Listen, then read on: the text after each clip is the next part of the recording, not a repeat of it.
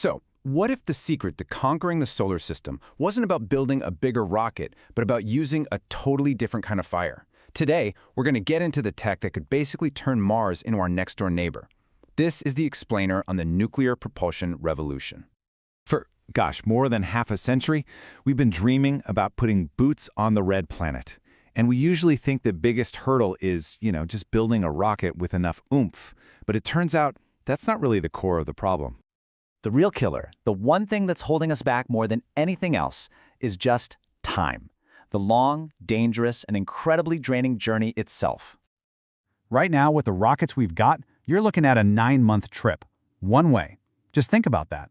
For 9 solid months, astronauts are getting blasted with cosmic radiation, their muscles and bones are wasting away in zero-G, and they're dealing with a kind of isolation most of us can't even imagine. It is, without a doubt, one of the most dangerous trips a human can take. So why are we stuck in this 9-month crawl across the solar system?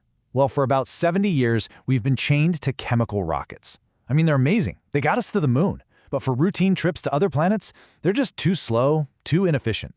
But what if there was another way? There is. It's a solution that's actually been around since the dawn of the space age, but it's only now, right now, that it's about to become a reality. And that's using the unbelievable power of the atom to push us through space. And listen, this is not science fiction. Not at all. Back in the 60s, a program called NERVA actually built and tested these engines on the ground. They proved they worked, that they were incredibly powerful. So why don't we have them? Well, politics. After we landed on the moon, priorities changed, and the program got canceled. It wasn't a technical failure.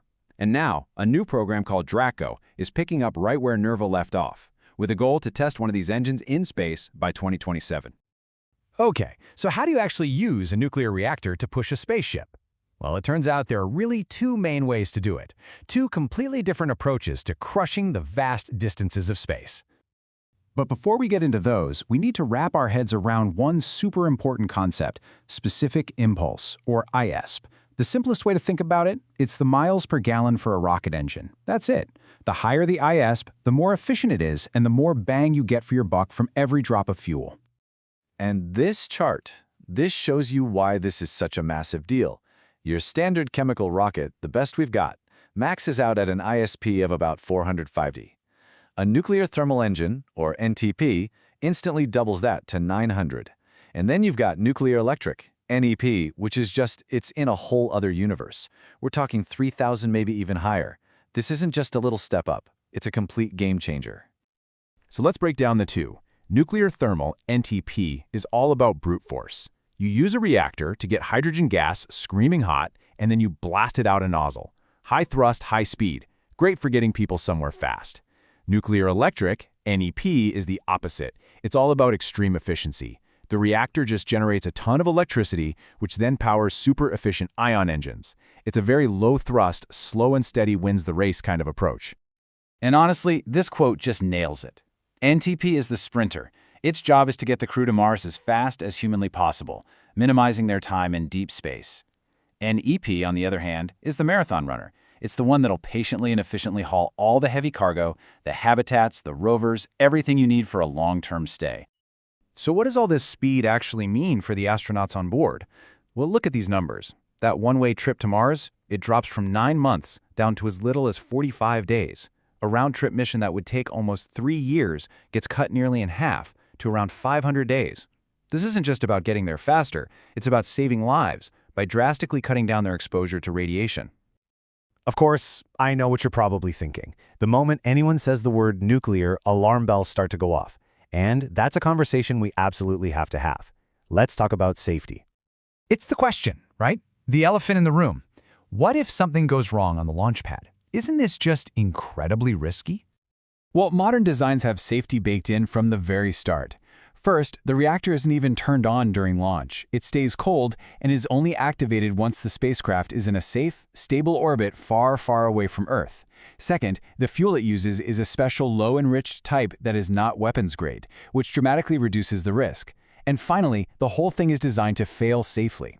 In the very unlikely event of a launch accident, it's engineered to completely burn up and disperse into harmless particles high in the atmosphere. So, okay, if we've known how to do this for 60 years and we know how to do it safely, Why is it all happening right now? What changed? It's really a perfect storm of a few key things coming together at once. For one, getting stuff to orbit is getting way, way cheaper thanks to reusable rockets. At the same time, the advanced, safer fuel these engines need is finally becoming available at scale. And the final piece of the puzzle, there's real money behind it. NASA and DARPA are pouring hundreds of millions of dollars into actually building and flying this tech. And this quote just captures the mental shift we need to make. We have to stop thinking of Mars as this incredibly distant world that takes years to get to. With nuclear power, it's not. It's a destination. It's right next door. It becomes our neighbor. And that, right there, is the most exciting question of all. Because if this technology makes Mars a routine trip, it's not going to stop there. This opens up the whole solar system. We could have crewed missions to the asteroid belt or send probes to the moons of Jupiter and Saturn in record time. The next great chapter of human exploration is about to begin, powered by the atom. So the only real question left is, where do we want to go first?